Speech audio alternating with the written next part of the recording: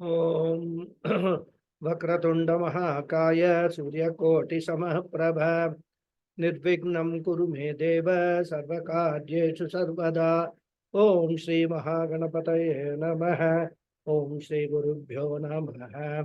Harihi Om Sadashiva Samarambham Shankaracharya Madhyamam Asmadacharya Paryantam Vande Guru Paramparam. Asmadgurubhyo Namaha. Shruti Smriti Purananam Alayam Karunalayam Namami Bhagavatpadam Shankaram Lokashankaram Shankaram Shankaracharyam Keshavam Badarayanam Sutra Bhashya Kritau Vande Bhagavantau Punah Punah Ishwaro Guru Ratmeti Murti Bheda Vibhagine Vyomabhat Vyapta Dehaya Dakshinamurtaye Namaha. Om Shri Medha Dakshinamurti Swamine Namaha. Om Sahana Bhavatu Sahanau Bhunaktu Sahaviryam Karavavahai Tejasvinavadhitamastu ma Vidvishavahai. Om Shanti Shanti Shanti. Harihi Om Shri Gurubhyo Namaha.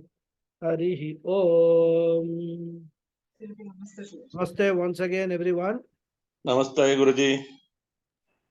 Before we start the class today, I wanted to share with you some information on housekeeping issues as insofar as these conducting of these classes are concerned. I had sent a message to all of you in the group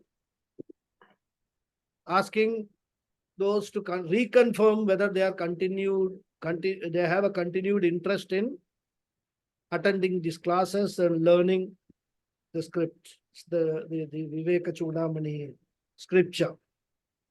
Of course, many of you have reconfirmed. Thank you very much for that. Because we had 45 or odd students registered and the class attendance was on occasions less than 15. So that was something which I felt that we are not being reverential to the scriptures.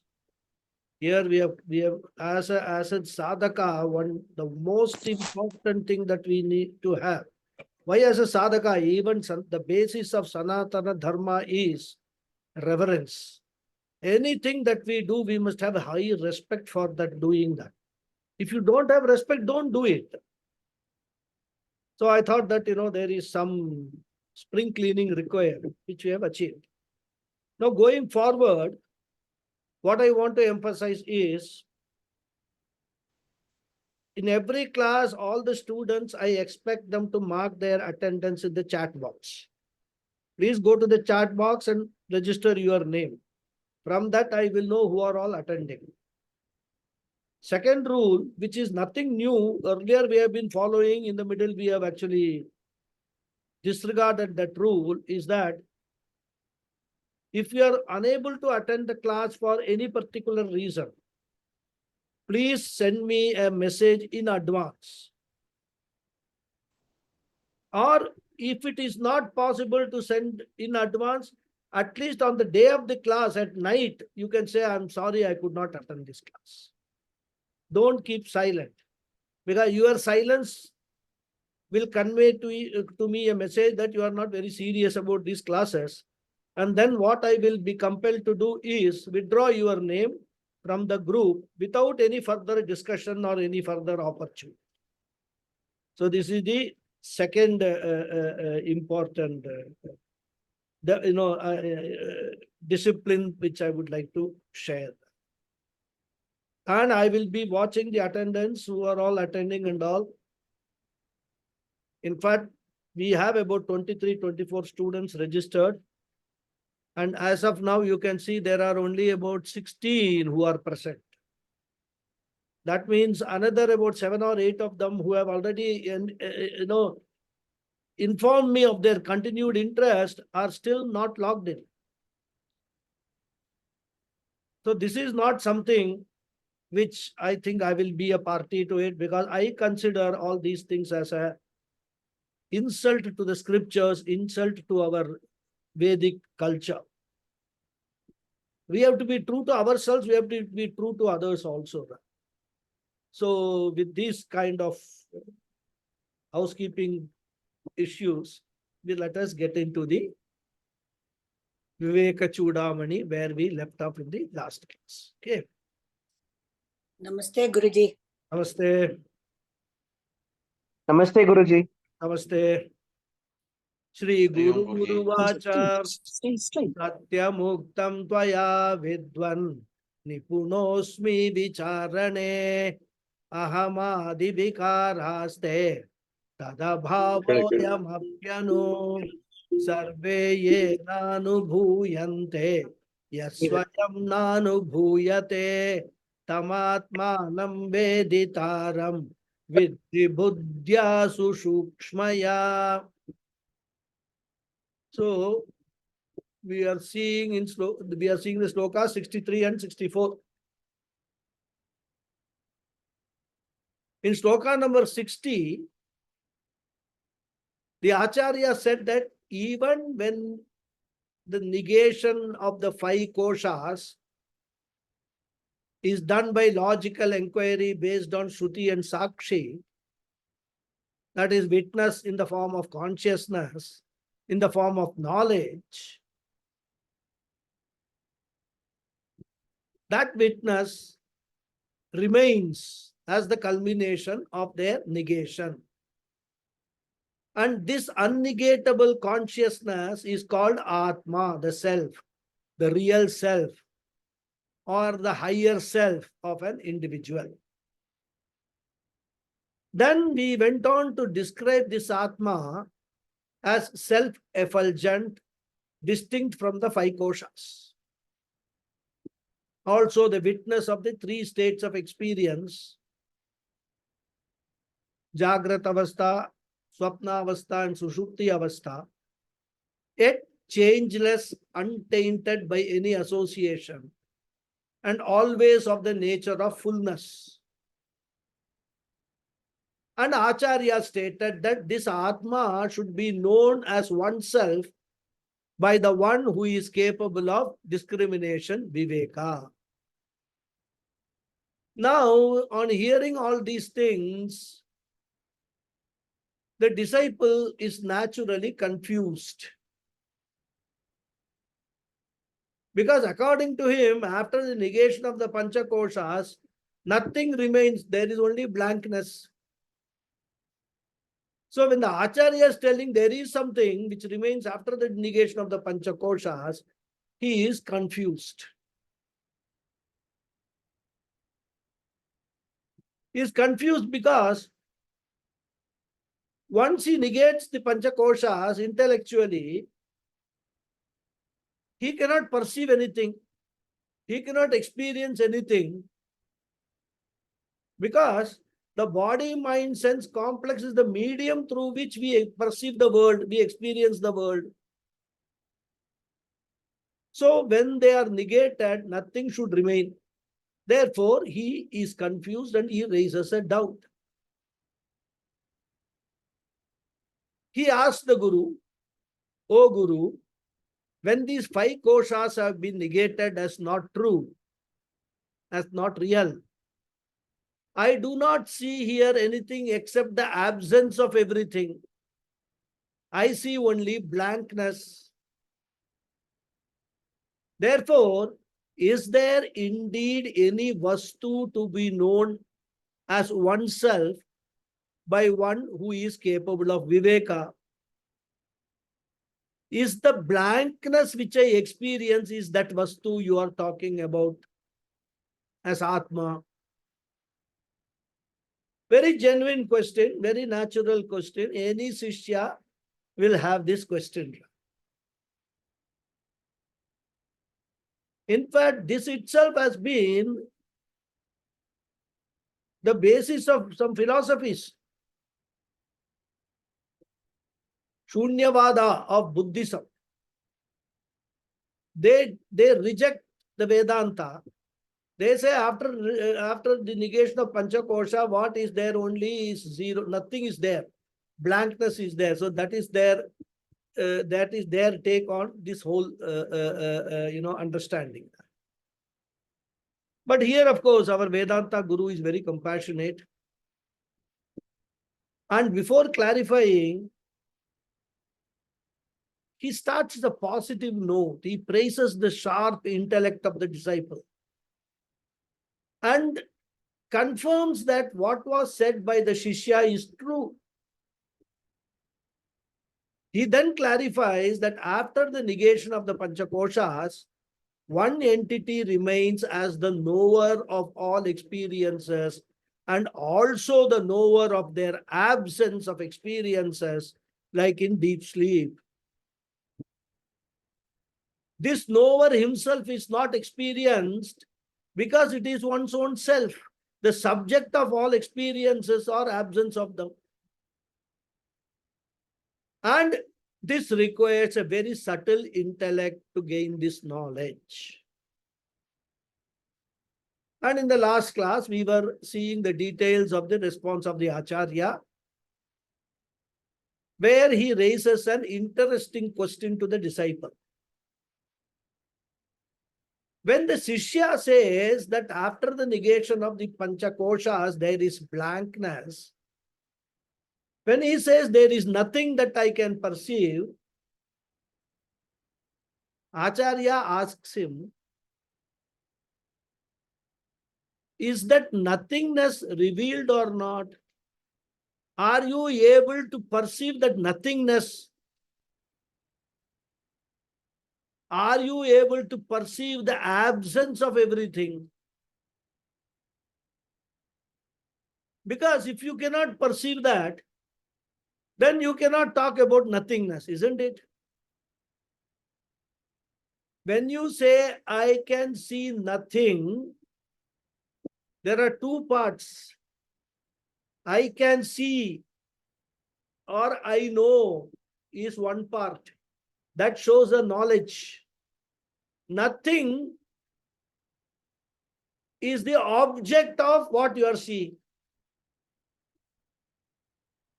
So Acharya says, even when you say there is blankness, there is blankness. Blankness is existing. There is nothing. Easiness is there of the nothingness. So he's asking the question, is it true that that nothingness is being revealed to you, that you became aware of that nothingness? And therefore, to talk about the presence or absence of anything, we require a revealing principle. Without a revealing principle, you cannot talk about presence or absence. Even nothingness we cannot talk about unless that nothingness is revealed. And therefore, the so-called nothingness is in fact the presence of something which alone reveals the absence of everything else.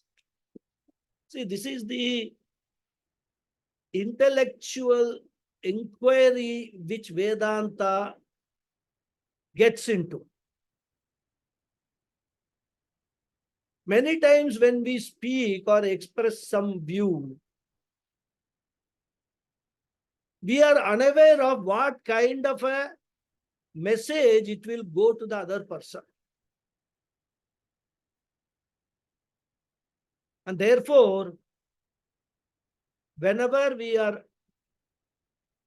observing anything, experiencing anything, or not experiencing anything, Vedanta encourages us to think into it deeply, contemplate what is it that you are saying, what are all the consequences of what you are saying. Many of our problems in life, many disputes in life arise out of this. I will say something with a certain meaning in my mind, but the person will interpret what I am saying based upon the kind of understanding he has got about what I have said. So far as this nothingness is concerned, let us understand this with an example. Suppose I send a person to a hall.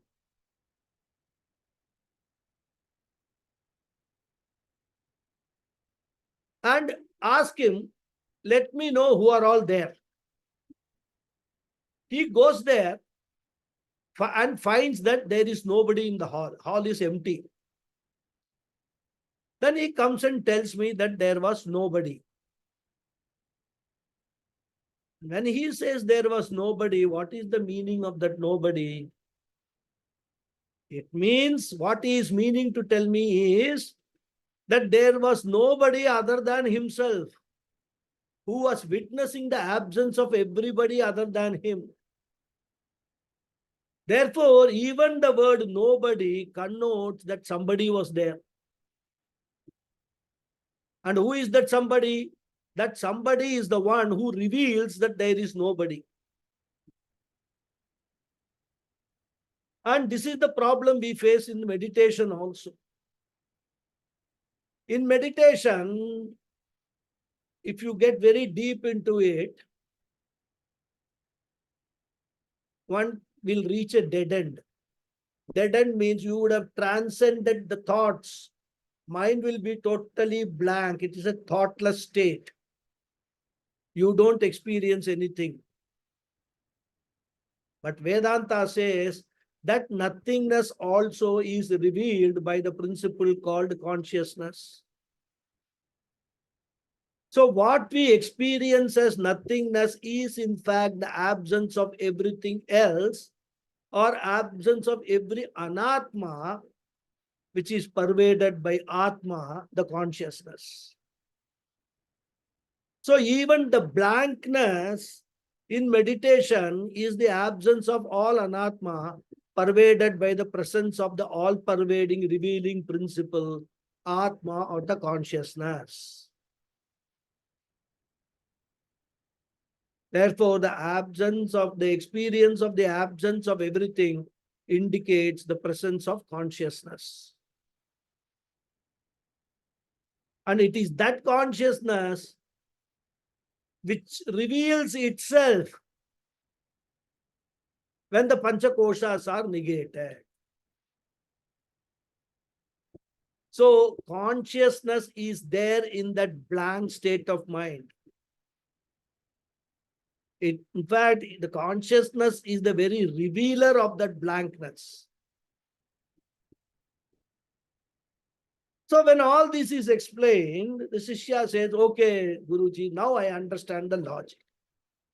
The blankness is pervaded by consciousness. And that consciousness alone reveals the blankness. Fine. But tell me, how can I experience that consciousness? A question often asked by many Vedanta students in the beginning. Guru replies, you cannot experience that consciousness because if you experience, what will happen? Consciousness will become an object of experience. And you will require another consciousness to witness that experience. So there will be two consciousnesses. And if we continue with this line of thinking, it will go into infinite regression. Therefore, never ask how to experience the consciousness.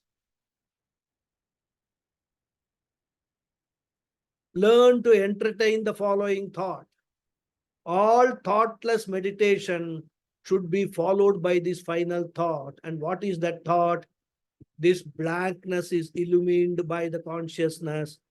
And that consciousness I can never experience because that experiencer consciousness I am.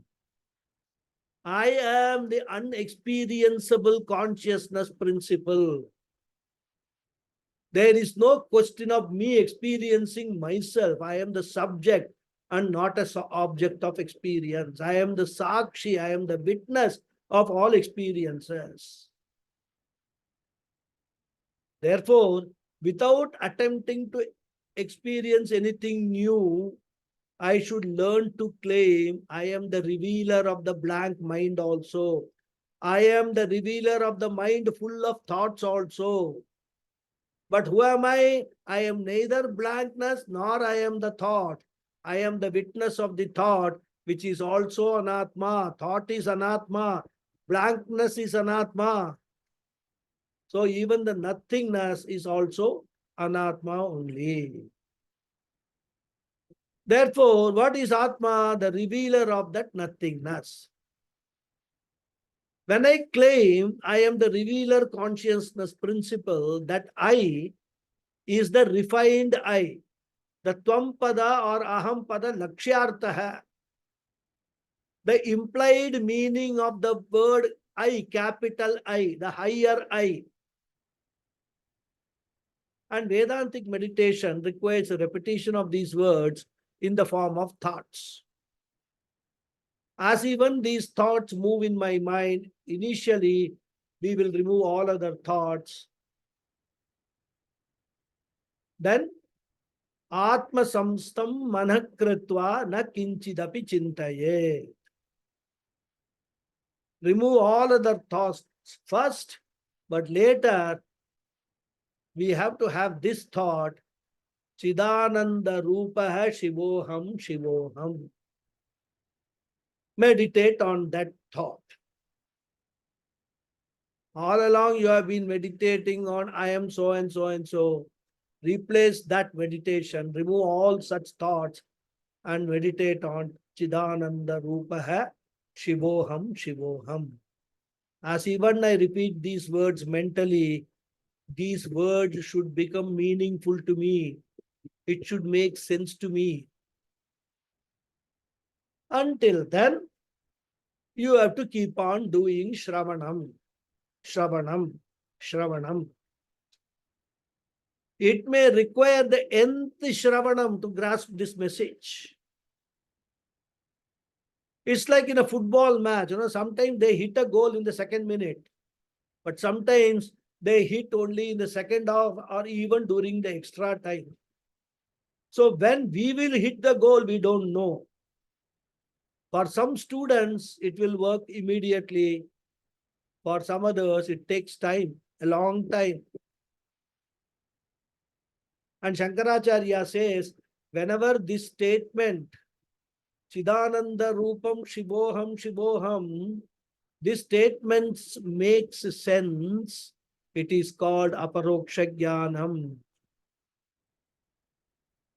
So this is what is Aparoksha Jnana. And therefore the teacher says, Sarve yena anubhuyante yaswayam na anubhuyate.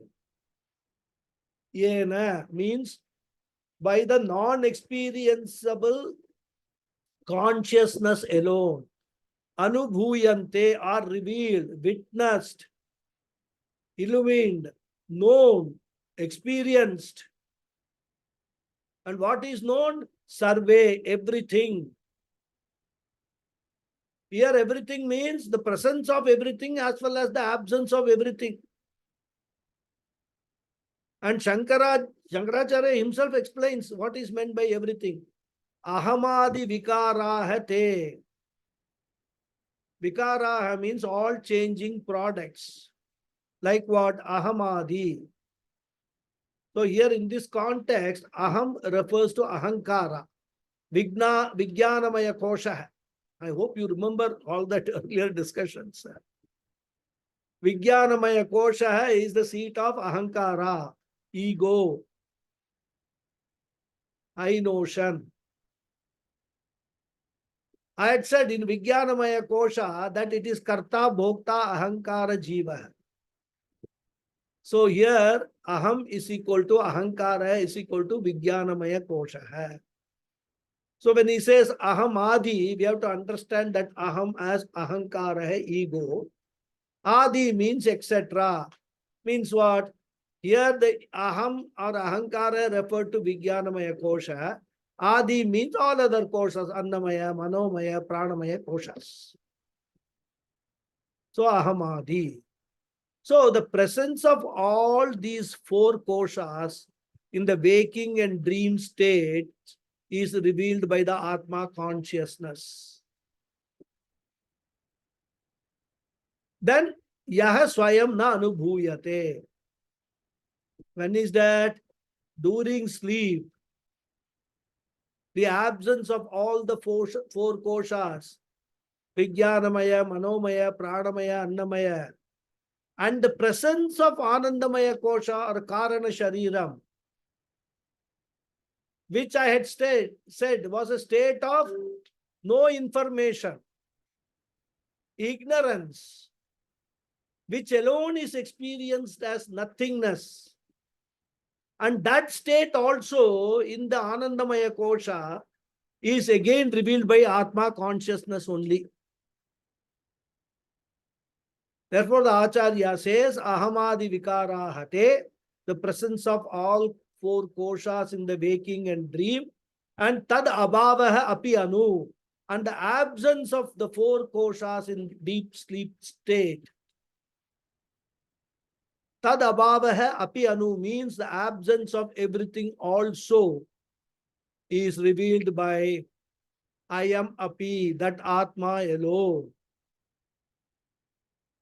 So even though Anandamaya Kosha or Karana Shariram is there, we experience the Karana Shariram as nothingness only because it is Abhyaktam, it is unmanifest.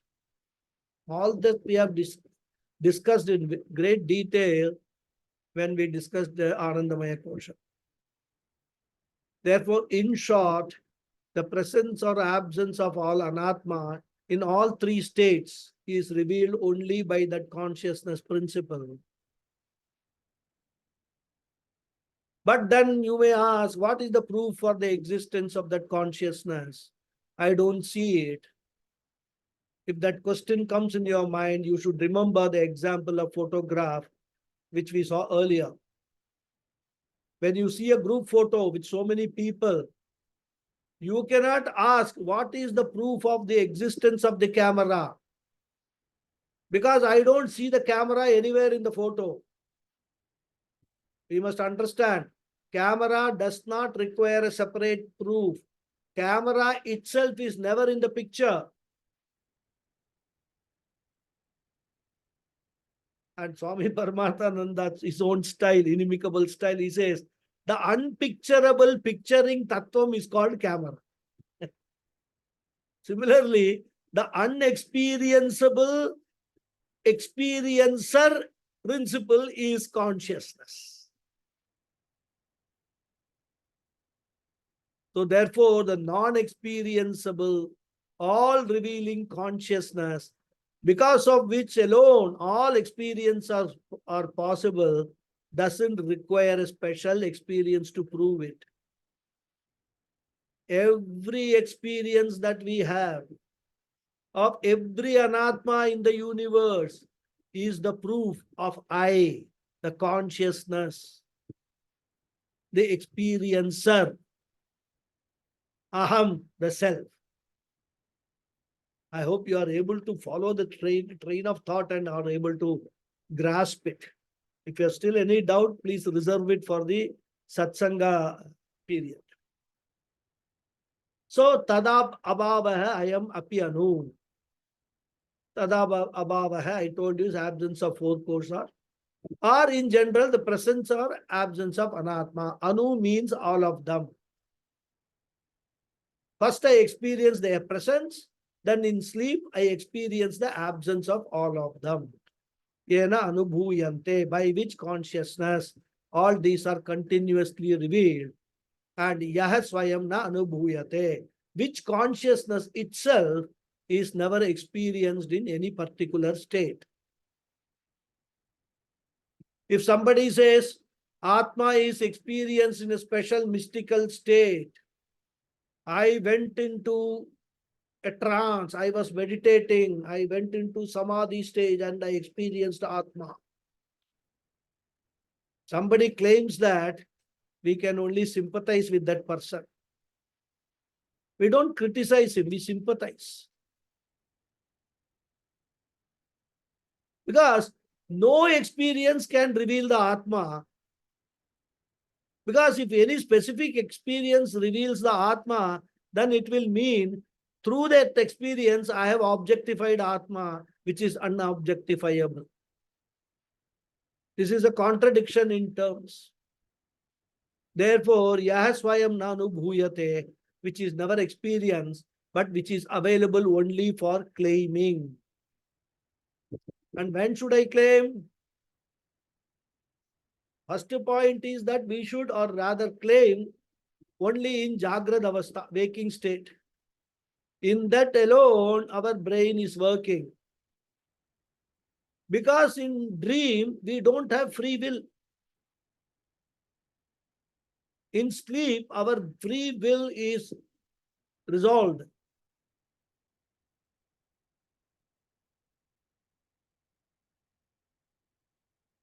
Even in Samadhi Avastha, many people, they remove the thoughts. So only in a state when the brain is functioning, I have to use the brain and claim that I am the consciousness principle, because of which alone even this thought is revealed. And therefore, Atma Jnanam has to take place in the waking state. With full awareness, I should claim I am the awareness. So, Yah Swayam na Anubhuyate. That consciousness which is never experienced as an object. Tamatmanam Veditaram. Tam Atmanam, that consciousness, Veditaram, which is the revealer of everything. Literally, it means the knower of everything. Viddhi buddhya sushukshmaya. Viddhi means may you know. Again, here know means learn to claim. Buddhya, with a functioning intellect. Be careful. Many people talk about transcending the intellect. There is nothing called transcending the intellect. If you transcend the intellect, there will be no thoughts. Therefore, a functioning intellect is necessary for Atma Jnanam. Highlight the word here, buddhya, with the functioning intellect. Viddhi, may you know. See, through this sloka, Shankaracharya is also dealing with or dispelling many common doubts, common beliefs people have. And again, he qualifies that word buddhya with another beautiful way, sushukshmaya, not just any ordinary intellect, with a very subtle intellect.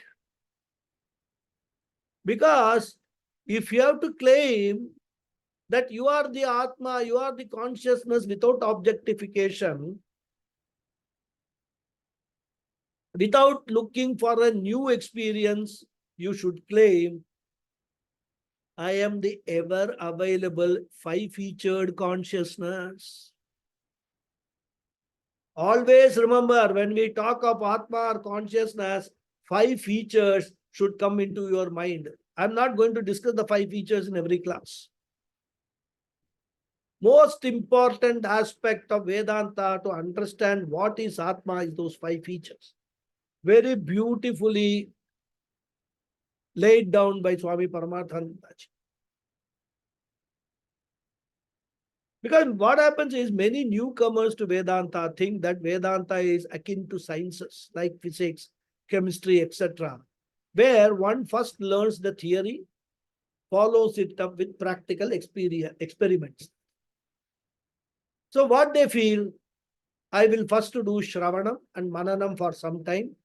Then I want to have the experience of Atma. Practical. They don't realize that working for Atma experience is the biggest blunder.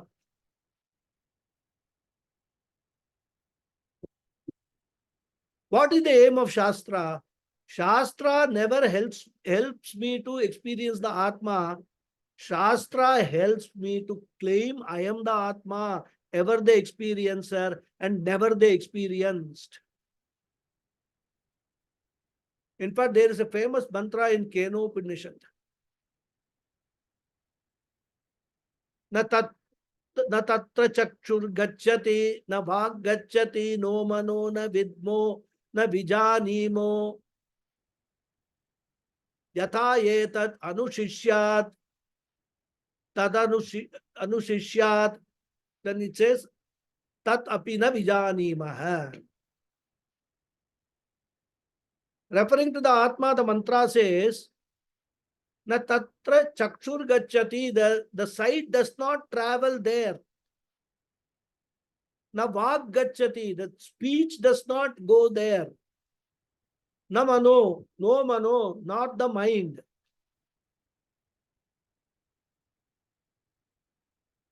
We know it not. Na vijanimaha, na vidmaha. We know it not. Na vijanimaha, nor we can distinguish. How can one teach of it? So the Upanishad itself, finding it difficult to explain what is Atma, because the moment I say Atma, then you are looking for an object called Atma. Upanishad says, don't do that. Then the mantra continues. Anyadeva tat vidita tataha avidita tadhi. It is Sushruma Purvesham ye nastat vyacha chakshire. Anyadeva tat viditat anyat eva. For it is other than the known. It is there above the unknown.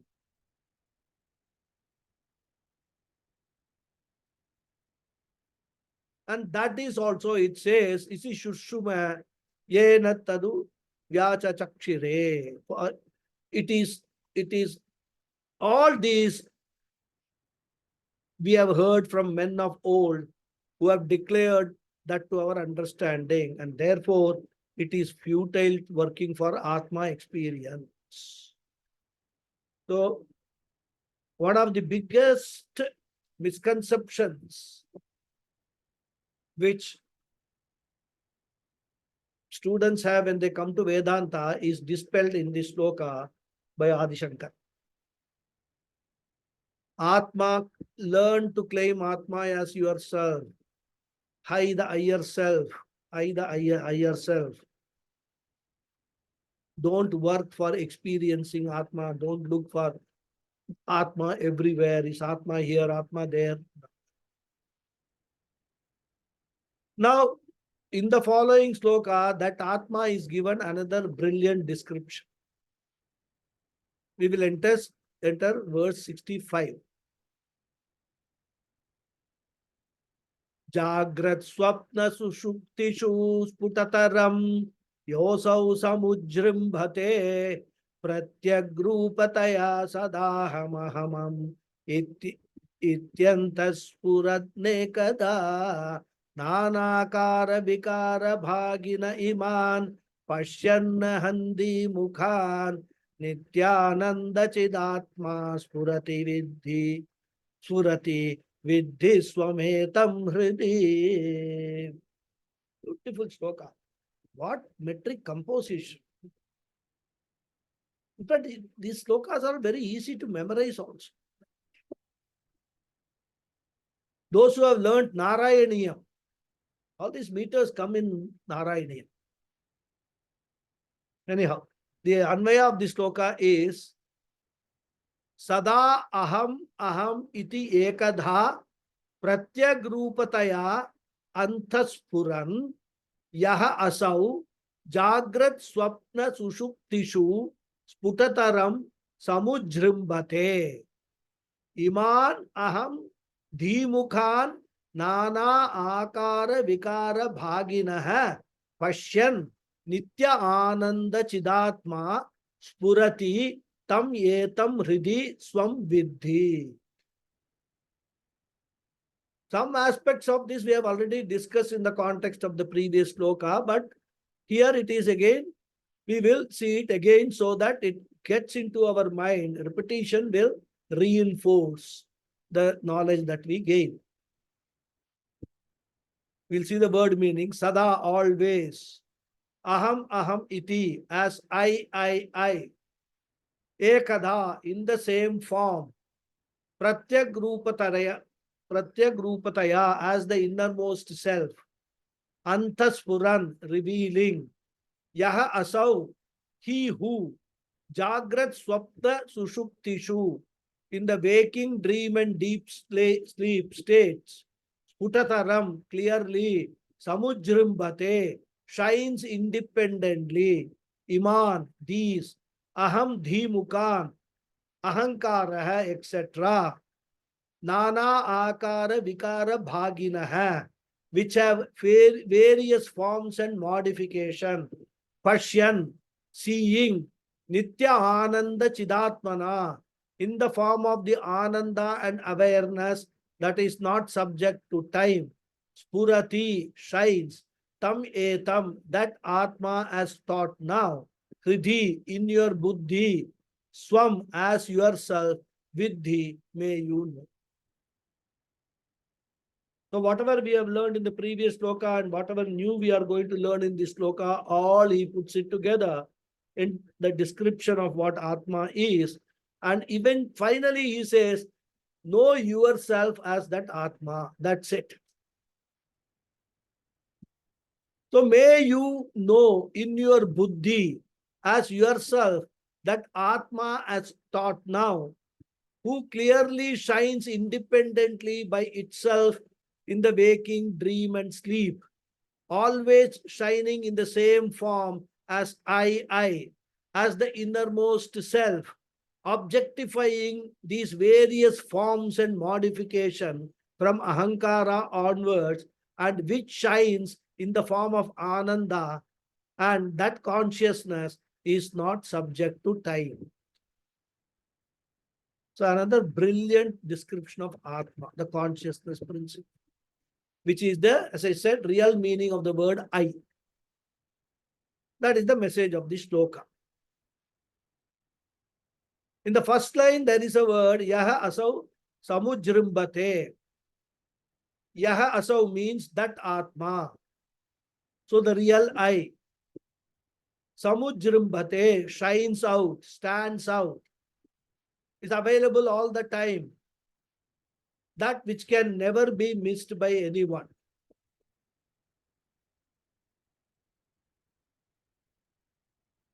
The irony is that even though it is available all the time and no one can miss it, we are all so great that we manage to miss it, rather ignore it all the time. And that principle, that Atma is the consciousness principle, because of that alone, I am conscious of so many things I focus on.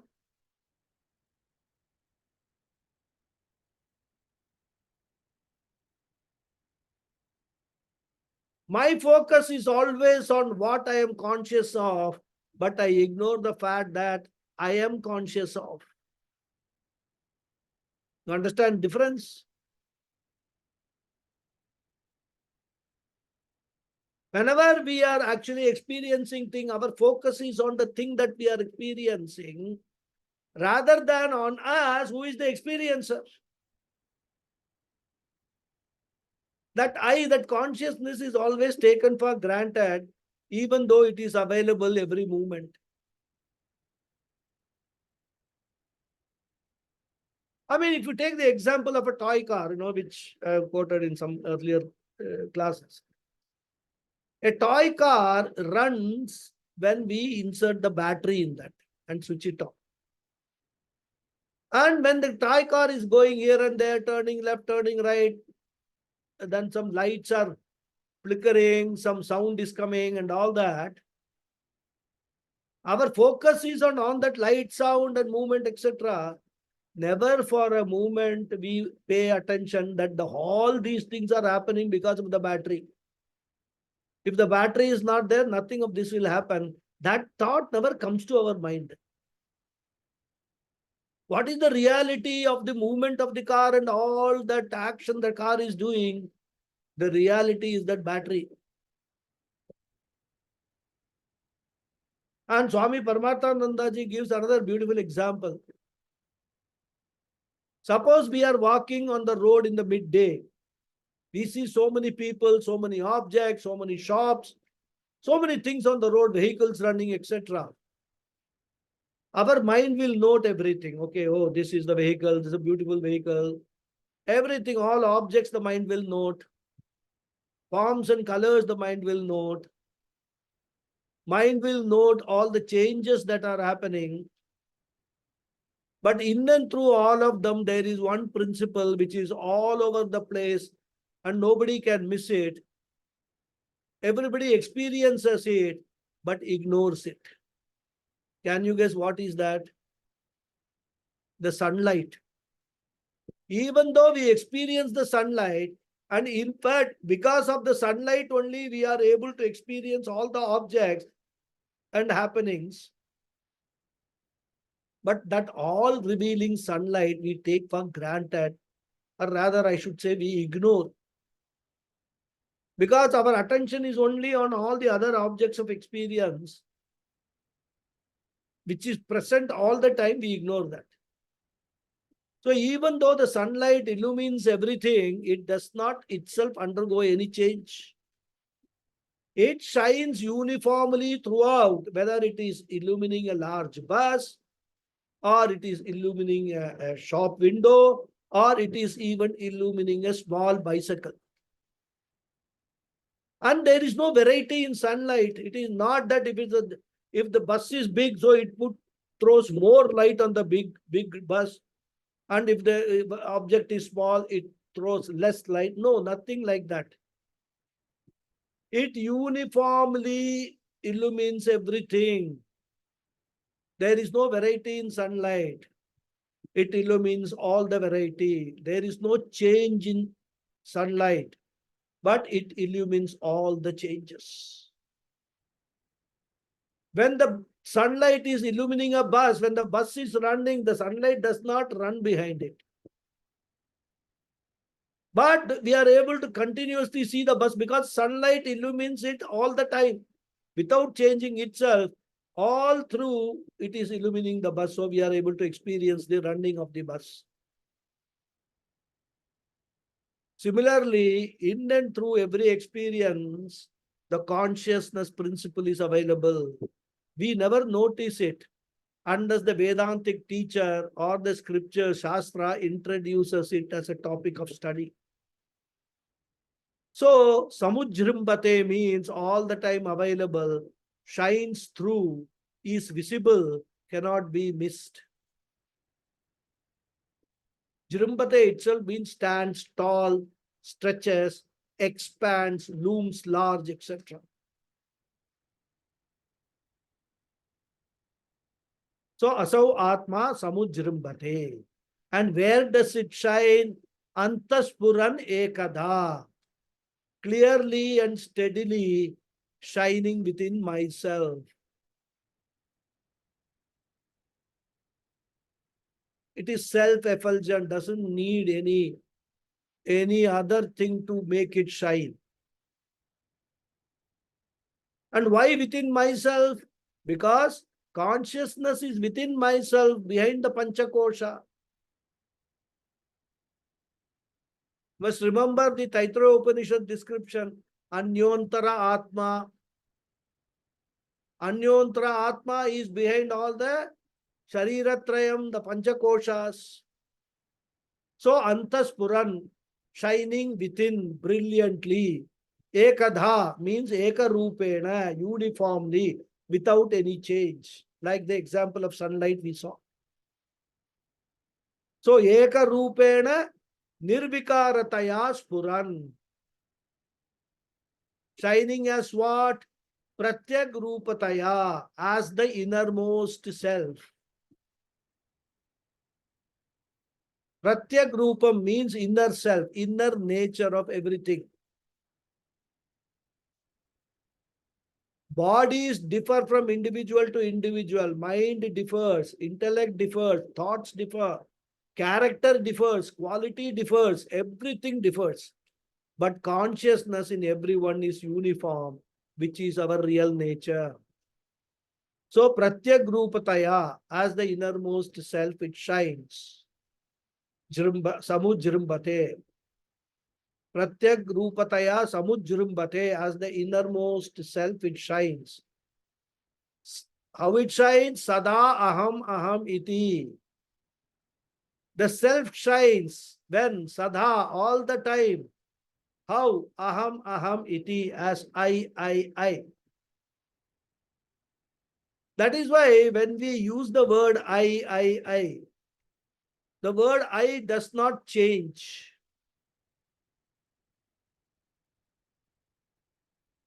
Isn't it? Just to think about it. I am so and so and so. I am tall. I am fat. I am going. I am coming. That I does not change, but everything else changes. I does not change along with that. Even otherwise also, you see, when I was a boy, I said I am a boy. Then I grew. I became a teenager. I said I am a teenager. Then in middle age also, I said I am a middle ager. I am 40. Old age also, I say I have become old. Now, whether you're a boy or a teenager or middle age or old, all that changes, but the use of the word I never changed. That word I is non-variable. And therefore, the meaning of that I also must be non-variable. So how can the ever-changing body be the meaning of the non-changing I, the non-variable I? So when the I is non-variable, it requires a non-variable factor as its meaning, and that non-variable factor is consciousness. See how beautifully, logically, he makes us understand what is consciousness. We are aware of it all the time, but we ignore it. Have we ever thought that when I am using that I, what is important for me is what is the meaning of that word I? If it means body, which is changing, ever changing, then that word I also should be changing along with the body. But the usage of that word I remains the same, which clearly indicate that I doesn't change, everything else changes.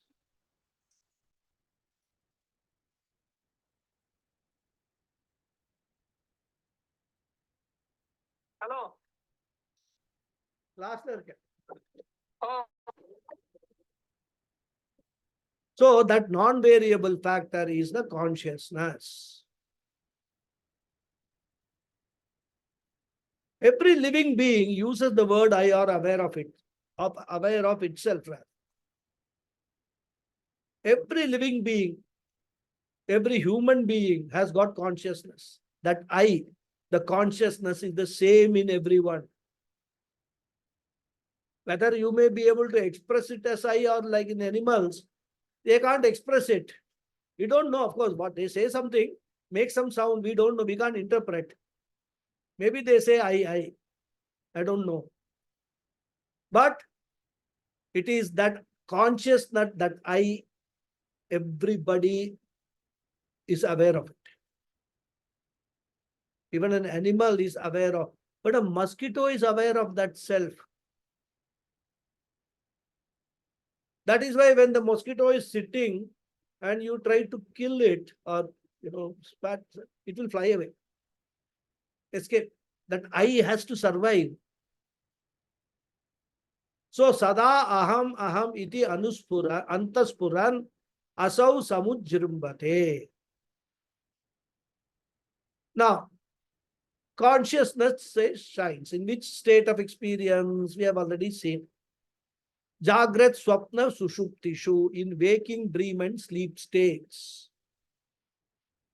Even though during sleep I don't claim I am conscious, nevertheless, I am experiencing it. That sleep experience is getting registered in the Karana Shariram. Since Sushupti is an unmanifest condition, the registration of consciousness also is unmanifest in sleep. During sleep, we will not know that I am sleeping. It is when I wake up that registered experience also wakes up, and what was unmanifest becomes manifest. And therefore, I say in the past tense, I slept. You are referring to your sleep experience only. But since all your all this sense objects and objects of action are resolved during sleep, you cannot express it. So when you wake up, you express it. Thus, in Sushupti Avastha, also consciousness is there, illumining that unmanifest state. And that is why there is an experience of that state which is registered in the Karana Sharira. And therefore, Atma or consciousness alone reveals Karana Shariram, which registers the experience. In fact, the other way around, how do we know there is a Karana Shariram?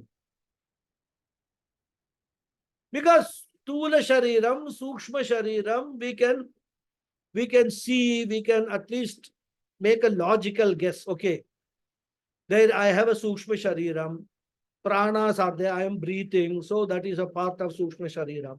My food is getting digested, so that is there is something, some Sukshma Shariram aspect is working in that. How do we know Karana Shariram? All along we say it is the Karana Shariram, all our Punya Papas are recorded. Everything gets recorded, and because of the Karana Shariram, our rebirth and all takes place. We say, what is the proof of existence of Karana Shariram? Here Acharya introduced that proof. That such a Karana Shariram means Avyaktam. That such a Avyaktam Karana Shariram, that seedless or the seed state is existing, we come to know only because of the Sushupti Avastha. So Jagrat Swapna Sushupti shoes, Sputataram, clearly, doubtlessly. Suppose I ask you, are you conscious or not? Can you say I am not conscious? Even to say that you are not conscious, you should be conscious. So Sputataram is thus very clearly adverbial, qualifying Samujrumbate. Sputataram Samujrumbate clearly shines out. And since the whole shloka is one long grammatical sentence, in fact, in Sanskrit, the Acharya's advice, never get into the problem of composing a very long sentence. Because the complications of the language is such that you may miss some grammar rules in forming a very long sentence. And therefore, they always advise, make sentences short, even if you come across, for example, when we are reading Bhashyam or even Tika, etc., you may find one paragraph is one sentence. 3-4 lines will be one continuous sentence. And if you start reading that and trying to make sense of it, you will go mad. Therefore, the first step a student does when he reads Tika or Tippani or even sometimes Bhashya, when you come across a long sentence, you break it into smaller sentences. Subject should be there, noun should be there, verb should be there in every sentence. So you locate those things and make them into smaller sentences. Therefore, this also, it's a very long sloka, right? That also we can break it into two by converting the word Pashyan, which is the participle, into the word Pashyati. Because in the sloka it was said Atma Pashyan, right? Where did we see in the sloka? He said, That sloka is there. Yeah. Isha nanakara vikara bhagina iman pashyan handi mukhan. Right? That pashyan, if we convert it into pashyati, then we can break this sentence, this whole sloka into two sentences. Okay. So Atma Pashyati. That will close one sentence. Atma reveals, Atma illumines, Atma witnesses without undergoing a change. And what does it witness? He says, Aham Dhimukan Iman, which we will see in the next class. Okay. It's already time. We will say the prayers.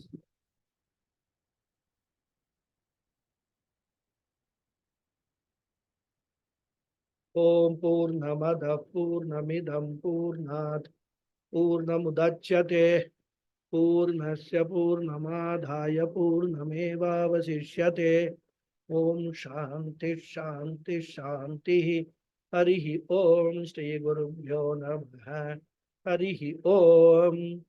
Another information I wanted to share before you all log out.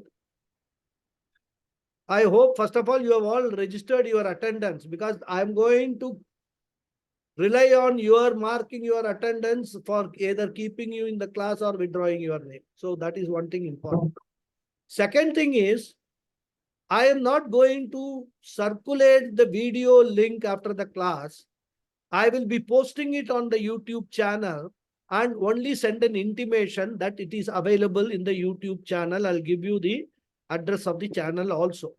Now, those who are really interested in reviewing, or those who have missed the class in viewing the YouTube, the video recording, they can access the channel and view the recording. So I'm not going to circulate the video link itself. I will circulate the channel address. Okay, this is the other thing. So Namaskaram, Guruji. Thank you very much. I've said Thank the you. prayers, no? Yes, yes, yeah, you have, Guru. Thank you very much, Guruji. very much. Namaskar. Namaskar. ధన్యవాదాలు ధన్యవాద గురుజీ హరి ఓం గురుజీ హరి ఓం Namaste, Guruji. Namaste. Thank you. Yes, Hariji, what's your question? నమస్తే Guruji Namaste.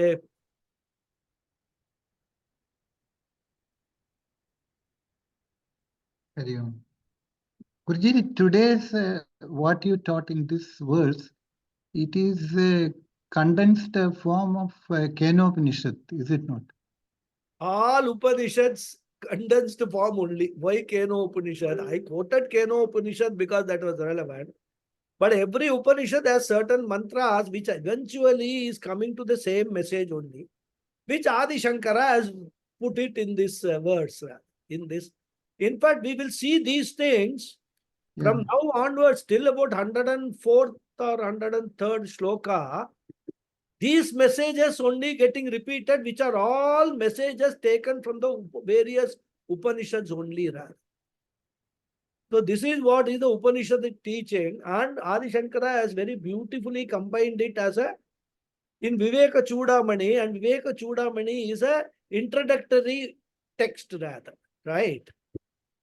When you read the Upanishad, the same messages you will get in different Upanishads in a different way, but content of that message is the same. So that is what it is. It's not just Kena Upanishad, other Upanishads also. And in fact, because Shankaracharya himself has written this, he will not write a Bhashyam on this, but there are other people who have written the Bhashyam. So all the explanations we get from those tikas or tippanis, etc. That is what every teacher relies upon for teaching. Okay. Thank you. Yes, Lataji. I hope I have answered your question, Hariji. Yeah. No, this is exactly what beautifully you have explained. Yeah, correct. But that's only one quotation from Kena Upanishad. We can find similar in Taitra Upanishad, Katha Upanishad, Similar quotations we can find in all Upanishads. Beyond the known and the unknown. Beyond the known, unknown. The- Different ways it is expressed. Content, as I say, message is the same, right? Yeah. Different ways. That is the beauty of studying the Upanishads. From different, there's a literature aspect to it. There is a imagination, or how differently you can think about the same thing. All those things, embellishments, we can get when we study Upanishads. Yes, Lataji. Namaste, Guruji. Pranam. Pranam. Thank you very much, Guruji, for another very, very thought-provoking session. Every example seems to make it clearer, like the group picture and the camera, where the camera is never seen, but then it doesn't need a proof of thing, and the sunlight and the seeing the various objects in the sunlight. Every time you seem to think, okay, you understood it better now, then it seems to evade. And then another example makes it a little more clearer. So my question, I'm not sure whether it is a question, right question at this moment, Guruji. Like you have always said that knowing Atma, or it cannot be, knowing is not the word. Atma or the God needs to be understood. It is something to be realized and understood, not knowing. And it's not that one day, if somewhere you will have a realization or something. It is something to be intellectually understood, rather than. So, what would be the state of a shishya or a student when this understanding takes place? Does it come further during this Vivekachudamani, or we'll need to wait for some more classes to know that, or is that a right question I'm asking? I'm not sure. See, I think yesterday's Bhagavad Gita class, I had told, Krishna himself says, you cannot predict the time when this realization will come, when the understanding will settle down in your intellect and you become convinced about it. That is what Krishna himself says in the Gita. You cannot say when this will happen. Until Guruji, I'm sorry to be interrupting. It's not about when, or whenever it happens. What is the state of the mind is what I was coming to questioning. that. I'm coming to that. Okay, sorry, Guruji. Sorry, my apologies.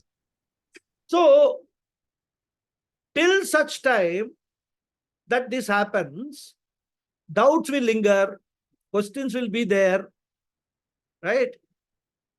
As long as there is even a small bit of doubt, Shravanam is not complete, Mananam is not complete. Because for your intellect to accept it, it is not very easy. Because all along, we only accept what we experience, what we see, what we can touch, what we can smell. That only we accept is as reality. For an intellect to accept something as a reality, and not only accept that as a reality, but reject everything else as unreal, is not an easy task. Not an easy task at all. It is just like, I'll give an example. A person was lost in childhood and he has been brought up by a set of parents. Correct? Whom you have been calling him Appa, Amma and all that. They have done everything for him. Right from he was a baby when he was lost. They are not their biological parents, but they are the parents who have brought him up. Then one fine day, a set of parents come, a couple come and say, you are my child. I am your parent. We are your parents. Do you think that that person is going to accept that statement on its face value and say, okay, I will go with you. You are my parents. From today, I will not call these people parents or Appa, Amma, father, mother. I will call you father and mother. Do you think that it will be possible for that person to do it? Vedanta is exactly trying to do that. introducing a new set of parents and say, no, I am your parent, I gave birth to you, you call me parents. Will any intellect accept it on the face of it? Of course, if you have, okay, you will have accept one thing. Maybe these people are telling the truth, right? But I'm not convinced. So let me further inquire into this. Let me do all DNA test and whatever it is, birth certificate, all that let me do to convince myself that these are the parents. These are my real parents. Till such time he becomes convinced through all these tests and all that they are the real parents, what will be the state of his mind?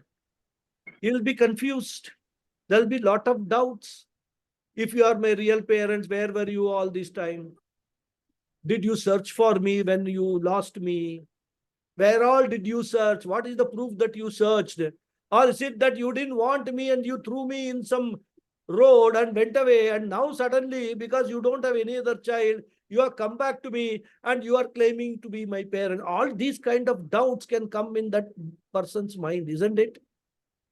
Are you following me? Yes, I'm Guruji, 100%. So, till such time that that person is convinced that my biological parents are this new set of people who have come to me and claimed themselves to be my parents, I will be in a doubt only. I will be here and there. I won't disbelieve them, because I feel that what if they are saying is true? Then as my biological parents, I have got lot of shastric duties towards them. Because Shastra says that you have to do all these things for your parents. You have to do, when they pass away, you have to do Shraddha for them. Only you are eligible for that. Nobody else is eligible. The parents who have brought you up, they don't belong to your own Gotra. They may not be belonging to your Gotra. Whereas for doing all the Shraddha karmas, Vedika karmas and all that, Gotra is a very important aspect. So many issues will come. He has to resolve all the issues. Till such time, he will be confused. He will have questions. He will try to find the answers for that. He will even contact somebody who was existing at that time, maybe 20 years, 25 years ago. Are you sure that these people are you sure they are my parents, etc., etc. Then he will, once he becomes convinced, he will accept them as parents. Not that he is going to ignore the ones who have brought him up, but he will find that my duty, my Shastric duty, my Vedic duty is towards my real biological parents. Now I need to focus on them rather than doing everything for this. I will do everything for the maintenance, proper maintenance, keeping this, my parents who have brought me up comfortable and all that. Is not that I'm going to go away from them, be there. But my real duty as per the Shastra is towards my real parents, because they are my real parents. So this clarity from this example, if you are able to relate this example, same thing you can actually apply to our body, mind, sense complex and our conscience. Beautiful. That is Very beautifully explained, I Guruji. can give you. Very beautifully explained, Guruji. Thank you so much. Hari Om. Thank you so much. Thank you so much. Just a comment, Hari Guruji. Yes. In Chinmaya ji actually expresses, understanding means standing under. Yeah. Correct. Yeah. So till such time that we are superficially telling we understand it, but Yeah. firmly that belief has to come and stand under, then only you can claim that you have understood it. Very true. And it is not for you to exhibit to the people that I have understood. It is your own, in your mind, you should be convinced. That is the end of the story. There is no need to exhibit to people, oh, I have understood, I am great. The moment you say that means you have not understood anything. So this is a process. So it will go on and on and on. And a person who is a jnani will never claim he is a jnani. right? And we will be in the state of Ajnanam till we ourselves reach that state. And when we reach the state, we will not advertise it also. So this is what is the whole secret of this entire Vidya. So every Acharya, even Upanishads, all characters in the Upanishad try their best, because this is something one has to claim, one has to own up. It is nothing to learn. Learning is only understanding, as you rightly said, standing under the Upanishad and see what is it that's saying. And then you yourself analyze everything and then apply your intellect, your thinking. And then once that whole message sets down in your mind as this is the reality, that's the end of the story. That's it. There's nothing beyond that. Thank you very much, Guruji. Hari Om. Pranam, Guruji. Hari Om, Guruji. Thank you, all of you. Hari Om. So if there are no more questions, I can close. We can meet in the Hari Om, next. Guruji. Thank you very much. Thank you. Thank you. Thank you, Guruji. Hari Om. Thank you. Hari Om Guruji, ಧನ್ಯವಾದ. Thank you.